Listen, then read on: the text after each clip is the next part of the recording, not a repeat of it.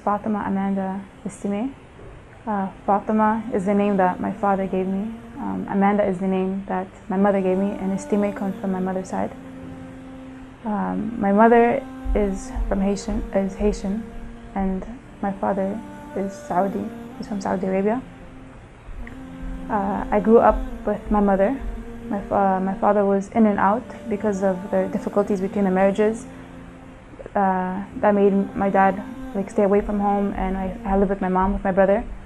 And I grew up, my mom was a Christian, so I grew up in a Christian home. Initially she was Jehovah's Witness, so I grew up with going to the Jehovah's Witnesses churches, and then she got married, and then she went to a Protestant, and I went to a Catholic church too, so she was really mixed when it came to Christianity. I never liked it. I think it was because it was so mixed. It was really troubling for me. And then after, we went through a phase where there was not really religion at the home. But because we grew up in Ottawa, there was a lot of Muslims around. Many of my mom's friends were Muslim. And she sent us to Quran classes. It was more to read Arabic or to know how to speak Arabic. And after that, my father, he started coming back in our life when I was about maybe 13, well, more frequently. And at 13, I decided to wear the hijab. And it caused a big problem at my mother's house. My mom's sister, she really refused it. She said it's oppressing to women, why would you do that? You're degrading yourself. And I guess I was weak, and I gave that up. I gave up wearing the hijab. But as a kid, I would fast with my friends, but they were not of Ahlul bayt. And I really didn't have the understanding of Ahlul bayt or the Sunni or the Shia faith. I didn't really know. And then after that, I started gaining more knowledge about it. And after my experience with my mother and not wearing the hijab, I gave up something in me, just I lost the path that I was going to. Because at 13, I was really decided to dedicate myself towards Allah and pray, and it was something within me was really strong. But I don't know, I gave up, and so I just followed what my mom said. And I grew up like that. My mom got remarried, and I got my stepdad, and there was difficulties in the house having a stepfather. And yeah, as a kid it was difficult. It wasn't easy. And then after, as a kid too, I would also hear a lot of rumors, my father was this person, my mother was this person. So that really affected you as a person, especially coming being mixed. I'm half Haitian, half Arab, and I went through an identity crisis at one point. I didn't know what to do. I didn't know to be if I was Muslim, doesn't mean that I have to be Arab. I can't be Muslim and being Haitian. So that was something that I really struggled with too. And after that, my father came more in my life. And because of the situation at home with my mother and my stepdad, I decided to go to Detroit and live with my father. And my father is married, and his wife is a convert, and she converted to Islam. And at my father's house, it was difficult. It was not easy, because my father did grow up in that he had his Arabian culture, and as a kid, if I grew up in one culture, then when you come there at 16, 17, and somebody trying to change your life and your habits, it's very hard. But I was never a bad kid. I didn't do what most kids did, dating or go out partying. I was I knew the basic of haram. What I did know about haram, I tried to avoid it to the best of my ability. Yeah. So, and also to help me relieve from my problems and everything, I play basketball competitively a lot too. And when I was religiously, my mom one day, I think my mom came up to me and she gave me a Bible, and she's like, "This is the Bible and this is the Quran. Read it, and which one you choose, you choose." So that's what I started doing. I was reading both at one point, but it's I don't think my mom was ever against the whole about Islam. I think it was her family, and through that influenced her to be negative towards Islam. And after my father's house, with my stepmom, Islam was it was observed differently for me. It wasn't what I know Islam today. It was more you can't do this, this is haram, this you can't. And that pushed me away. it really pushed me away, and to the point where like I didn't associate myself with with a religion. I think between 18, 19, 20, I didn't really associate myself with a religion.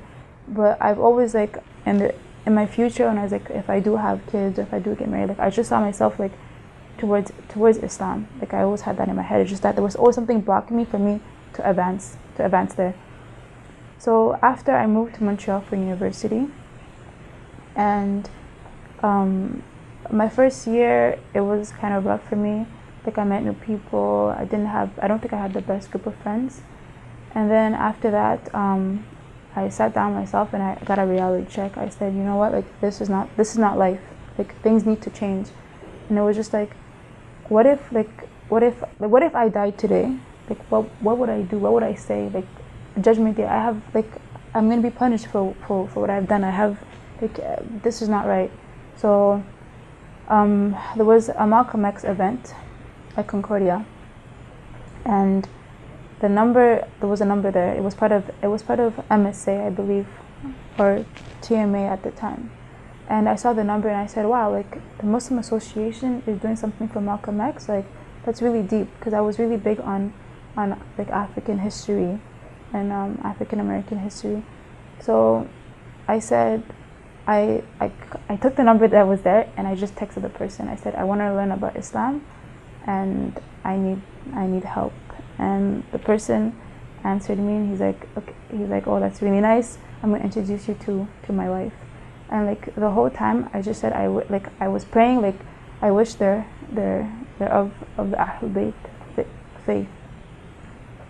So I met them and she asked me a question like, which way do you want to go, Sunni or Shia?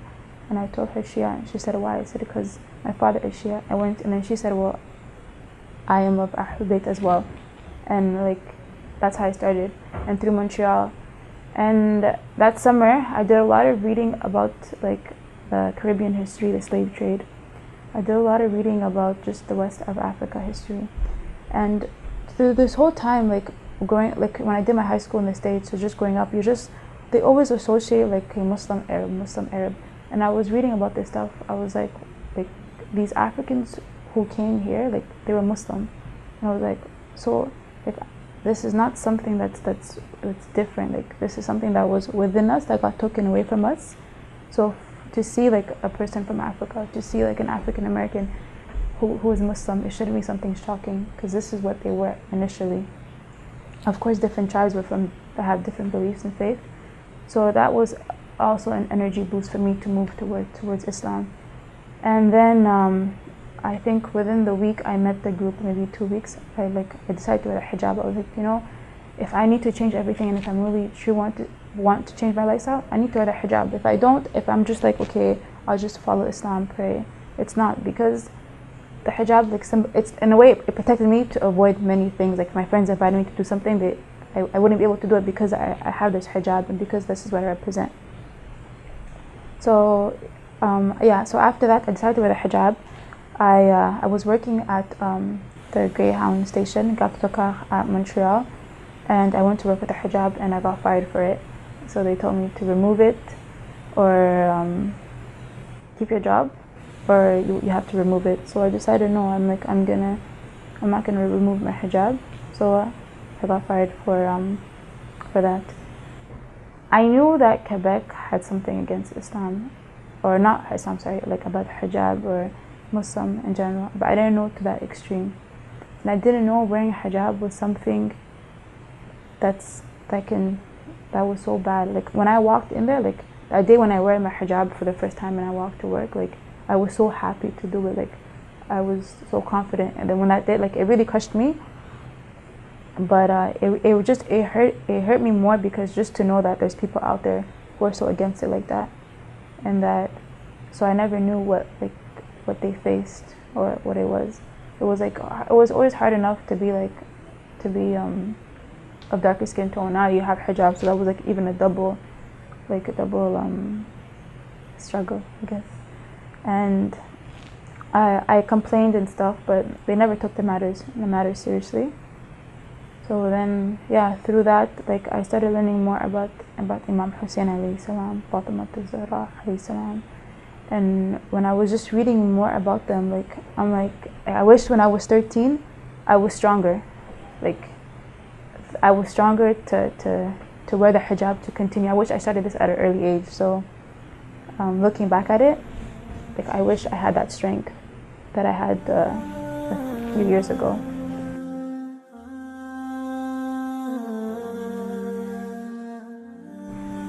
It wasn't because my father has been around us, but he's never influenced Islam.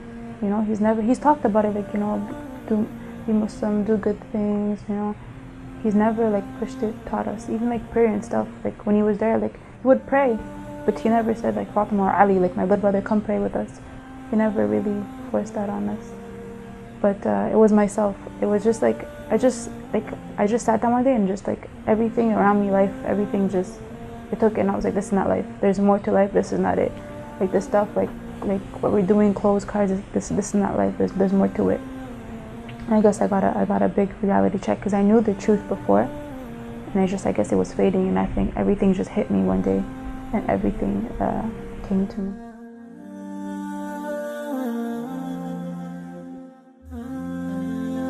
When you hear the stories of the Ahlul bayt, of the Imams, of the Prophet's daughter, alayhi salam, that makes you closer, connection to Allah.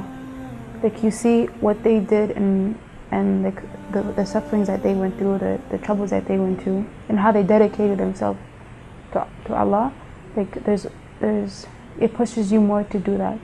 When I think about, like, you know, they fasted, and sometimes, like, you know, they didn't eat or stuff, like even like it's just your life reflects around them. You want to have that same lifestyle as them because it's so pure, the innocence and everything how it's represented about them. And even like the du'as that you hear, like du'a kumail and stuff, like there's nothing that I can deny about it, that I can say like, no, this is not right. So I think the way they are, the characters of Ahlul Bayt, it makes you closer. It shows you the connection to Allah, and how if you have this connection to Allah, like the blessings you will have. So they're a very good example of Islam.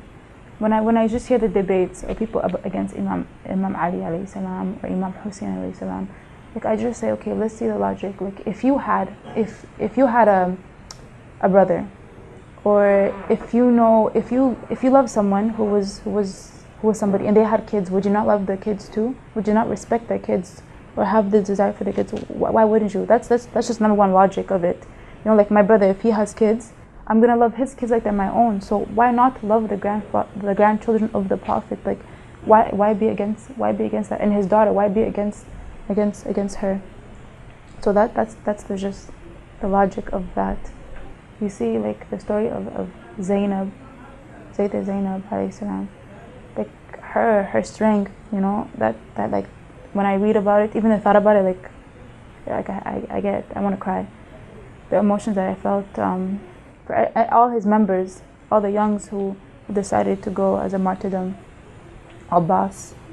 And I think that was the biggest story for me that really changed, because it's a chapter of all of their lives and everything towards them, and even touches about their grandmother when they were a baby, Fatima alayhi salam, and Imam Ali alayhi salam, and it brings everything in. Even the sons of Imam Hussein alayhi salam, even them, they were willing to go. So it just touches everything about them. I think that story is the story that I don't know any person, if who reads that story and really has a connection towards Allah, really does like what the Quran says. Like if you hear that story, I don't know how you cannot like go towards Ahlul Bayt.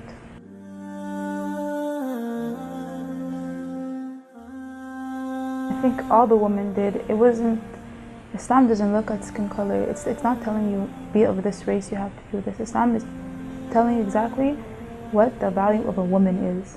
So as I understood Islam and how it represents the women, especially the women of Ahlul Bayt and how they were, I don't see the skin color. When I see people mention that, I see it's ignorance, it's lack of knowledge, because it's protection for you as a woman, as a mother, as a wife.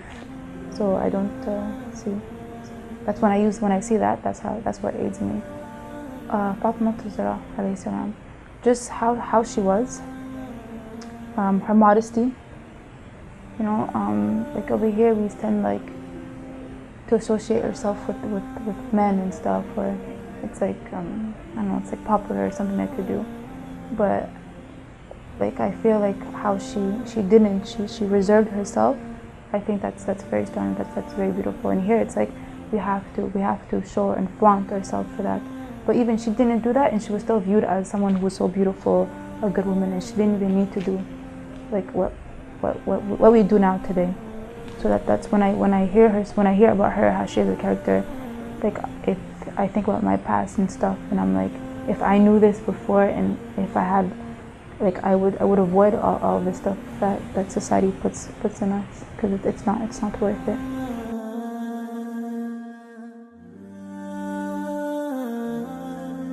Well, Haiti is a Caribbean, it's a Caribbean country, so there's like, and I grew up with a lot of Caribbean friends, so there's like carnivals and festivals like that.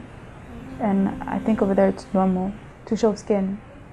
And even here it's like something to do. It's because when you show skin, it means like you care about your body or something, or like you don't care about other things about you. That's why it's important. And it's difficult to, I think it's difficult because I grew up like at the beach and stuff. But I don't know, I think it's difficult within my family. When they see me, they're like, why do you dress like that? But within the West, I don't think it's difficult to me, because they say freedom, like we're allowed to wear what we want to wear. So if that's the case, then I don't see a problem. But I think when you go for like interviews or job interviews or stuff like that, like you don't want to dress in a way that they'll judge you, that they think you're like this or they think you're like that. I think those difficulties that I have, because I do want to wear like modest clothes, and it's like, okay, like you have to wear jeans for something. Those are the troubles when it comes to work and that kind of environment that I face.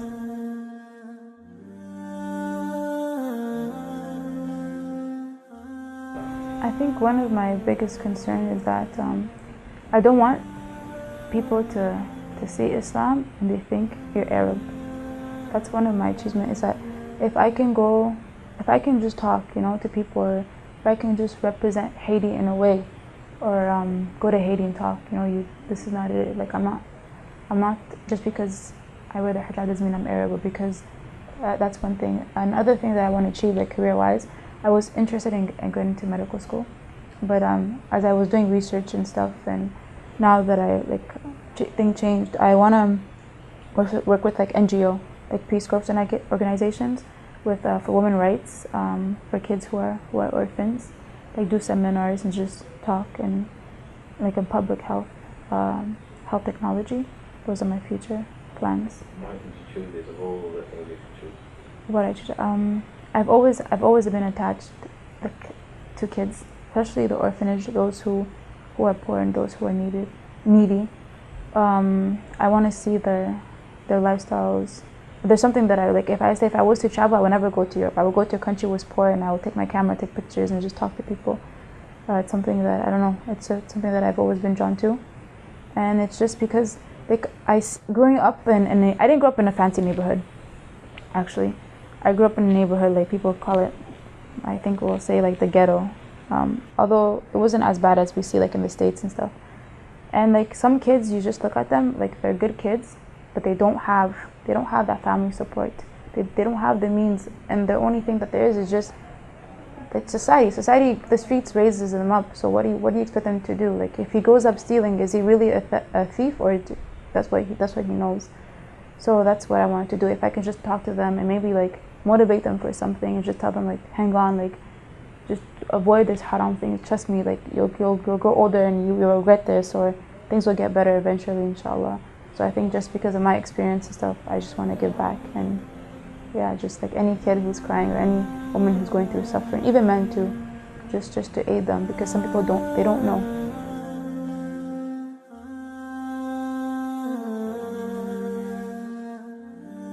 I don't have a lot of difficulties. I just get a lot like, where are you from? I think that's the first question when I walk there. Even when you walk just like on Thursdays, just to listen to Aquamail, they're asking like, where are you from? Where are you from?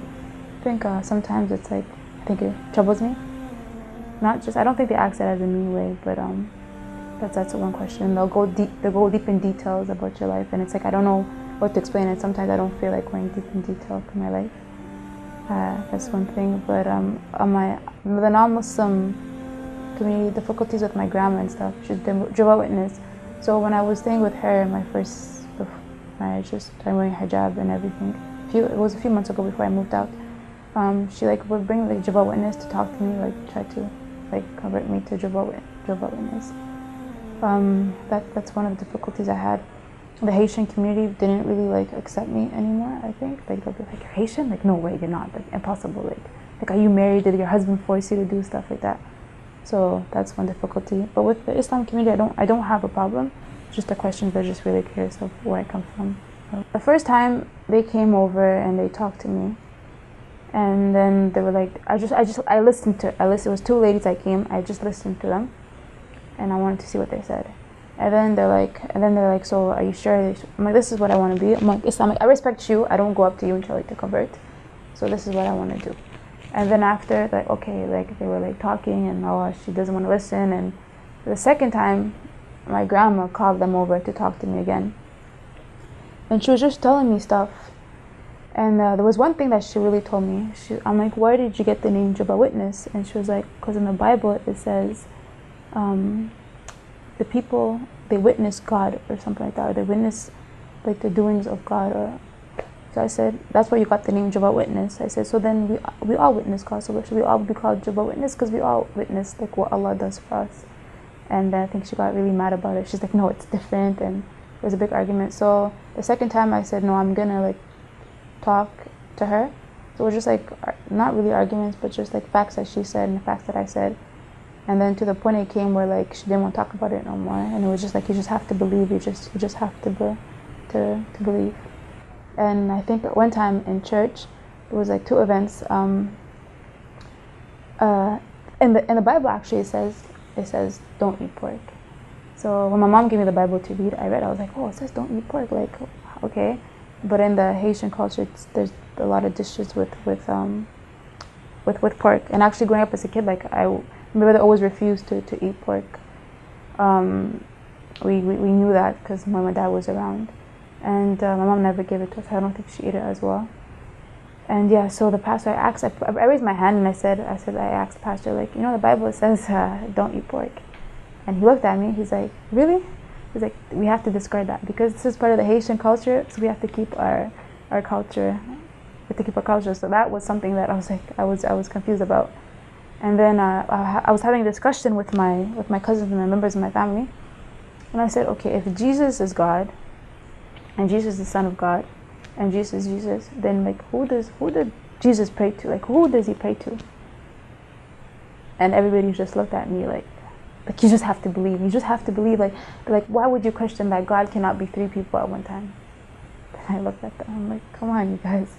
So that was things like that kind of drove me away to Christianity. The answers were not filled. They were not answered. The questions that I had.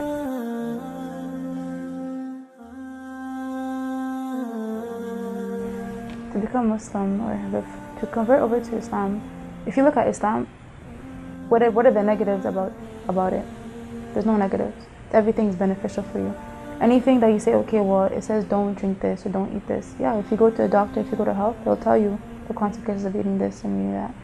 So, and if you have a dedication to Allah and if you want to do good, Islam talks about all of this.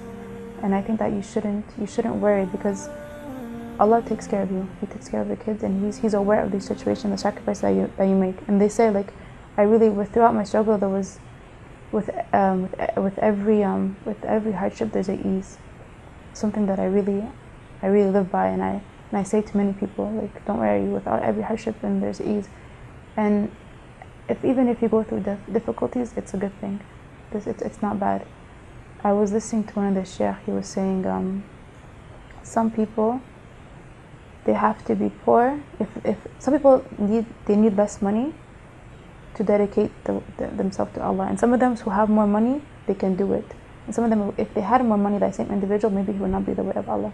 So Allah knows the best situation for you to be. So is it for you to maybe not have your mother and your father with you, or is it for you to have it whatever situation it is for you, it's always, we say Alhamdulillah, because that's the best situation for you to be the best believer in it. So if this is what you want to do, and take your research, look at it, look at Islam, look at your lifestyle, and see how it will benefit your lifestyle, see what you would change.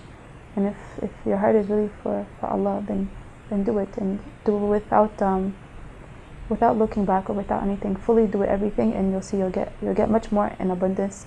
And to always realize that this the Quran talks about this. This life is not meant for you to enjoy. So it's the next life after that, like when you die. And that's what's most important. So whatever it is here, it's not for you to enjoy.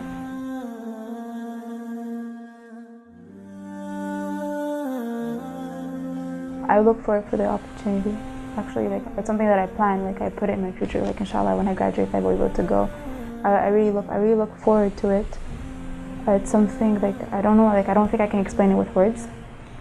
It's just like, you hear the stories, and you know the stories, and I'm just like, I know, like, I don't know the feeling, but I know there's going to be this overwhelming feeling that I'm going to have this closer connection towards Allah.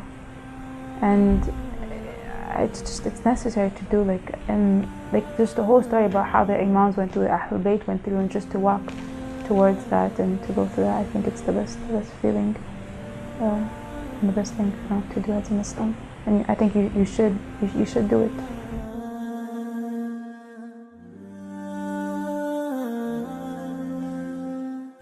Especially if you're going to, in Islam, you know that there's like many different types. There's Sunni, there's Ahlul bayt,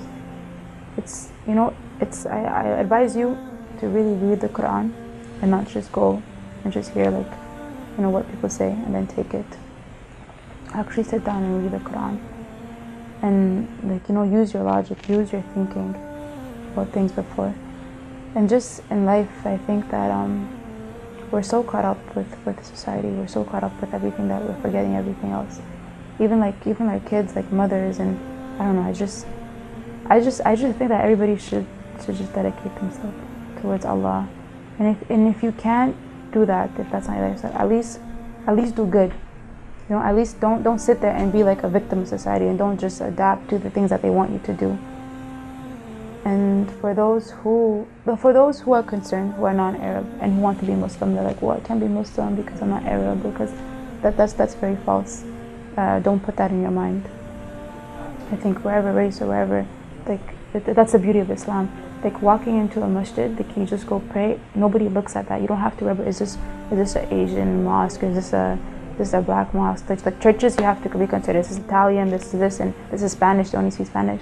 Islam doesn't have that. You just walk in and everybody's united. Everybody's one together. Whom does patience learn? Is there a symbol or a perfect guide? From whom does patience learn? Is there a symbol or a perfect guide? When sits on man's shoulders the world, and his restraint wants to fail him, his inner screams that need restraint. When sits on